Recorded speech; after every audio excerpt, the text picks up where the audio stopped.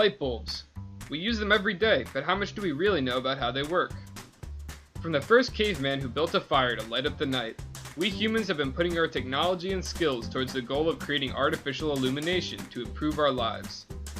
In the Middle Ages, some European countries began using gas lighting, the process of creating a sustained flame from the combustion of gas or oil.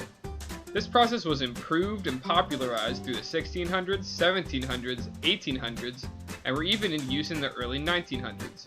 However, in the late 1800s, humanity made a great leap forward with the invention of electric light. What, you don't think this is amazing? When I saw this at the 1904 World's Fair, I nearly crapped my pants! This video will focus on the progress we've made since that invention, and compare the various types of light bulb we use in our day-to-day lives, including incandescent, fluorescent, CFLs, and LEDs. When Thomas Edison filed a patent for an electric lamp with a carbon filament in November 1879, he knew he was onto something.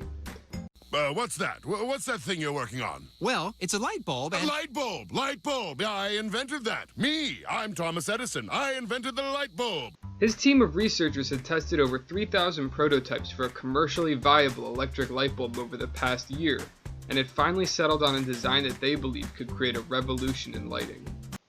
What's it do? It lights up a room using electrical... Lights up a room using electrical stuff. I was about to say that because I invented it. The design they settled on would come to be known as the incandescent bulb, and is widely used today. The way an incandescent light bulb works is fairly simple. It has four main parts: the base, the lead-in wires, the filament, and of course the bulb. The base is designed to be screwed into a light socket, which provides an electrical current. The base has two contacts attached to it. Each one is the end of a wire that circles through the light bulb. In the middle of this wire is the filament, a thin piece of metal that conducts an electrical charge. In most modern incandescent bulbs, the filament is made out of tungsten, a very strong metal. However, many materials were used when incandescents were being developed. Thomas Edison tried over 6,000 materials as filaments, eventually settling on carbonized bamboo. So the first light bulb sold commercially actually had bamboo filaments in them. It wouldn't be for a few years, in 1911, that tungsten became the industry standard. The filament is positioned in the center of the bulb, which is a glass container filled with inert gas and sealed.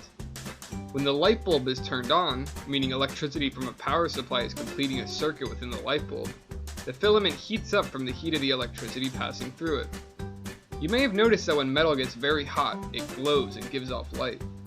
This is a process of thermal radiation called incandescence, and gives the incandescent light bulb its name. To explain how this works, we need to understand what light is. Light consists of small particles called photons that can be released for several reasons. One of the ways photons are released is when electrons, which are negatively charged particles found in all atoms, get excited by energy, such as heat. When these particles in the filament get excited, they give off photons, which we see as light. The hotter they get, the more light they give off. Incandescent light bulbs have been in use for a long time and are still seen all over the place. However, they are not the most efficient. Incandescent light bulbs actually convert most of the energy that passes through them into heat, rather than light. For this reason, they use a lot of electricity and can increase the temperature in a room. This feature of incandescent lights actually makes them ideal for some applications. Heat lamps for animal terrariums, egg incubation, and photography all rely on heat generated by incandescent bulbs. Even as we develop new technology, these OG bulbs will still serve important functions. Next, we'll discuss innovations on the original design that have since taken off. What about, fluorescent lights? Ooh, they hum like angels. You're never lonely if you got a fluorescent light. Another type of light that should be familiar are the fluorescent lights we see in schools, hospitals, office buildings, and all over the place. These are much more efficient than their incandescent counterparts, producing more light from the same amount of electricity. Fluorescent bulbs were also invented around the end of the 19th century, and Thomas Edison actually developed his own version. But they didn't really go into commercial use until the 1930s, when the materials to make them became more readily available. If you look inside a fluorescent bulb, it looks pretty similar to an old-fashioned incandescent light bulb, except it has two tungsten filaments, one on either end. with seemingly nothing in between. In fact, the tube is filled with inert gas and contains a very small amount of mercury. The inside of the glass tube is also coated in phosphor powder. The filaments on either end of this tube are attached to electrodes, which use the filament to introduce electricity into the middle of the fluorescent light. Just like in an incandescent bulb, the goal is to excite electrons in order to trigger the release of photons. But instead of relying on the photons released by the filament itself, these filaments send electrons flying through the argon in the tube and fill it with energy. This electrical energy converts the liquid mercury inside the gas, which will float around the tube. Excited electrons in the atoms of gaseous mercury will then release photons, which give off a lot of light. That's it, right? Well, not exactly. The photons released from electrons hitting the mercury are mostly ultraviolet, or UV light, meaning it isn't in the spectrum of visible light. Even though the light is there, we can't see it. This is where the phosphor powder comes in. The phosphor is a substance that acts like a translator for light. It is reactive to photons of UV light. When they hit the phosphor atoms, they heat up and the electrons in the phosphor get excited, causing it to release new photons, which are in the visible spectrum. In this way, the phosphor translates invisible UV light into visible light. Depending on what phosphor you choose, a fluorescent light can produce just about any color. Fluorescent lights produce much less heat than incandescent, while producing the same amount of light. If you've seen light bulbs like this around, it's because they're highly efficient. Compact fluorescent lights, or CFLs, are more energy efficient than fluorescent bulbs, and serve the same function. For this reason, they're actually much more common today. Office buildings and schools prefer fluorescent bulbs because they provide more light than incandescent and can save on the electric bill. Next, we'll talk about the new kids on the block, LED lights. LED stands for light emitting diode. These little lights have only been used since the 1960s, but have quickly caught on because of their many practical applications. LEDs are used in cars, outdoor decorations, signs, and electronics, among many other uses. A type of LED called OLED might be illuminating the screen you're viewing this video on right now. LEDs, like fluorescent bulbs, are far more efficient than incandescent light. LEDs, however, produce light with what is called a semiconductor.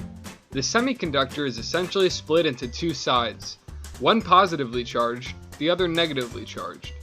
These two sides are the P-type, or positive semiconductor, and the N-type, or negative semiconductor. The area between these two sides is called the P-N junction, and it's where electricity travels from one side of the diode to the other. As electrons cross this barrier from the N-type semiconductor to the P-type semiconductor, they release energy in the form of photons of light. One of the coolest features LEDs have is that the color of light they give off can be adjusted by changing the amount of energy that passes through the LED.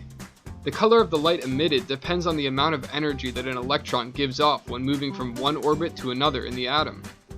This feature of LEDs makes them ideal for technology like backlit keyboards, mood lighting, and accent lighting. Television remotes communicate with your TV or cable box using LED lights. Remember when we mentioned how UV lights were invisible? Remotes use a different form of invisible light called infrared. Although we can't see the light emitting from a TV remote, the TV can, using special sensors. Some cars today are lit from headlight to taillight with LEDs alone. LED lights are one of the most interesting innovations in lighting, and we'll still see more and more applications for them as time goes on. Next time you walk around your house, school, or workplace, take a look around and pay attention to what kinds of light bulbs are being used in different places. Does your refrigerator have an incandescent or a fluorescent light bulb in it? Can you find an LED bulb at the end of any of your TV remotes? Are the light bulbs in your house CFLs, incandescent, or LEDs? After learning how these different lights work, you may never see a humble light bulb in the same light again.